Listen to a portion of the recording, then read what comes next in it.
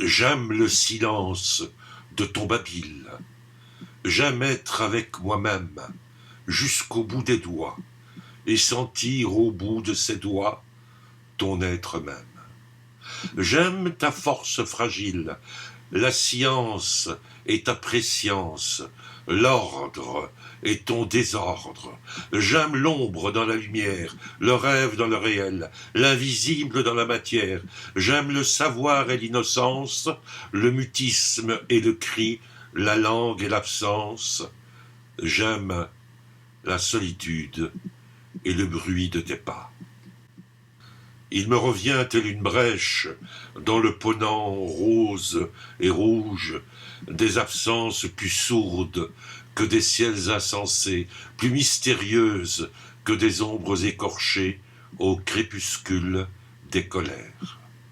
Chaque matin, marcher sous un ciel lacéré, suivre une trace incertaine, traverse de brume et de vent, enjamber broussailles et ronciers, gravir le jour, un sac sur le dos, le poids d'une enfance perdue, chercher où mettre ses pas dans la lumière blême sur une terre crayeuse, attendre le soir, espérer un dernier éclat dans l'échancrure d'un nuage, sentir le souffle de la nuit, le retour à soi dans la pénombre de la poésie.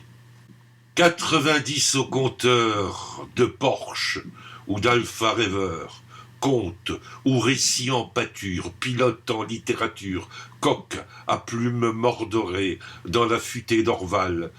Tu fixes rencard chez toi à l'orée des forêts, près du tombeau du géant, simple arpent au val des morts, sur les bords de la Semois, de Rochehaut à Frahan, et dire que jamais je ne te raconterai la source du fleuve amour. Quelquefois, je vais m'asseoir prendre un café avec l'ami Raymond. Je lui répète des choses nouvelles, les mots se concassent comme minerais d'étoiles. Il écoute, attentif au bruit de l'enfance, me regarde, étonné, tout heureux de savoir pour quelques instants. Quand j'attendrai le sommet, laissez-moi chanter, parce qu'en chantant, je verrai la seule étoile qui n'existe pas.